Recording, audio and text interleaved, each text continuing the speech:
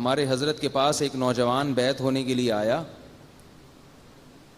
تو حضرت نے کہا میں بیعت نہیں کرتا, پہلے میں امتحان لیتا ہوں, پہلے بیانات سنو, ایسے جلد بازی میں نہیں. تو اس نے کہا میرا واقعہ سن لیں, پھر آپ مجھے بیعت کریں نہ کریں آپ کی مرضی ہے.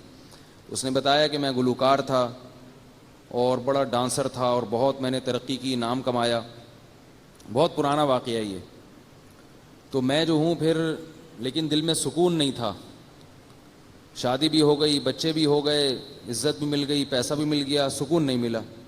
تو خودکشی کا خیال آیا, تو رات کو میں بجلی کے کھمبے کے قریب گیا ہوں تار پہ لٹکنے کے لیے, تاکہ اپنے آپ کو کرنٹ دے کے مار دوں.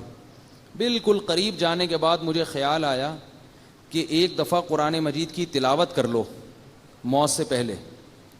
اب دیکھیں کتنی بیوقوفی کی بات ہے نا, کہ کر رہے ہو حرام اور یہ سمجھ رہے ہو کہ میں نیک کام کر کے حرام موت مروں گا تو بخشش ہو جائے گی. یہ تو بیوقوفی تھی. تو لیکن دل میں خیال آیا کہ مرنے سے پہلے کوئی اچھا کام کر لو.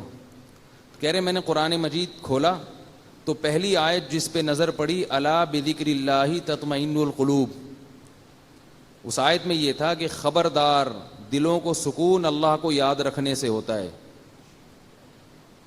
تو اب دیکھو وہ تو عربی میں پڑھ رہا تھا نا, لیکن اس نے کہیں یہ آیت سنی ہوئی تھی, کہیں نہ کہیں یہ آیت اس نے سنی ہوئی تھی کہ اس کا یہ مطلب ہے, کسی عالم کے بیان میں یا کسی کی کتاب میں پڑھی, کسی کتاب میں پڑھی ہوئی تھی.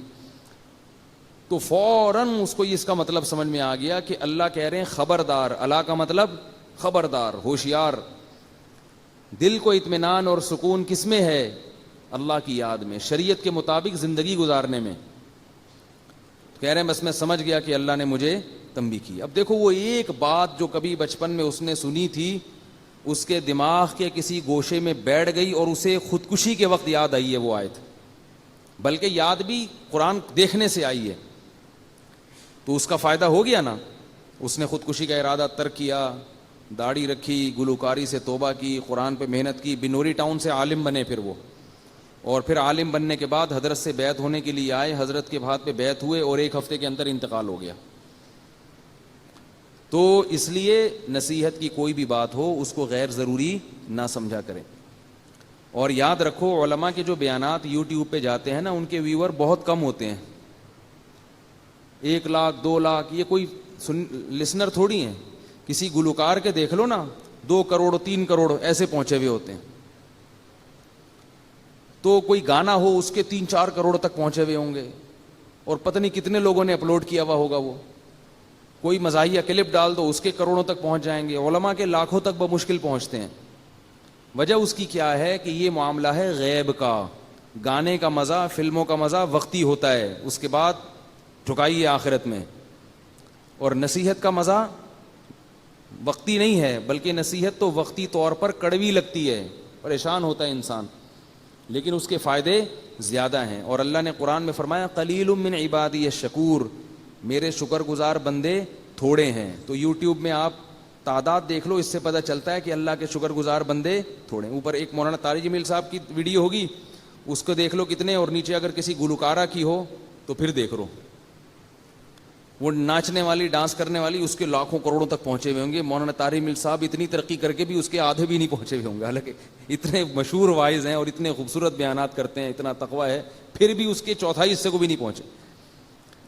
تو اس لیے جنت کا جو معاملہ ہے نا, نبی صلی اللہ علیہ وسلم نے ارشاد فرمایا حفت الجنت بالمکارہ وحفت النار بالشہوات. اللہ نے جنت کو ناپسندیدہ چیزوں سے ڈھانک لیا ہے.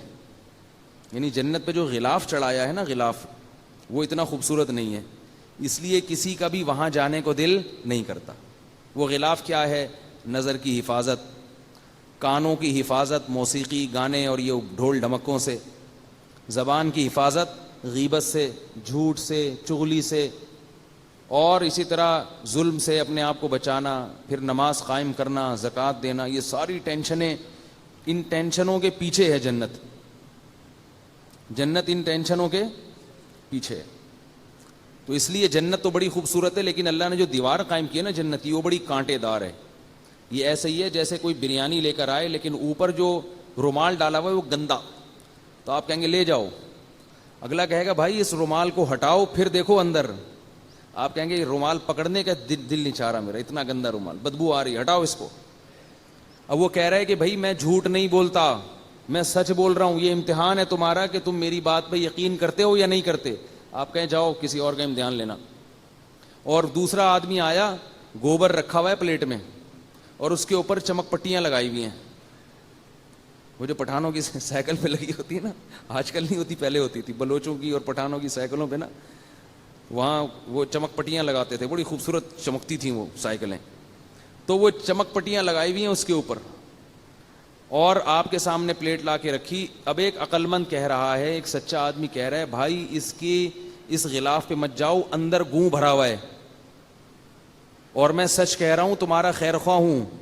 تو آپ کہیں چلو سچ بول رہا ہے جھوٹ بول رہا ہے ہمیں کیا پتا، یہ صحیح لگ رہی ہے چیز. تو بالکل یہی حالت ہے کہ اللہ نے امتحان کے لیے جنت کے اوپر ناپسندیدہ چیزوں کا پردہ ڈال دیا ہے.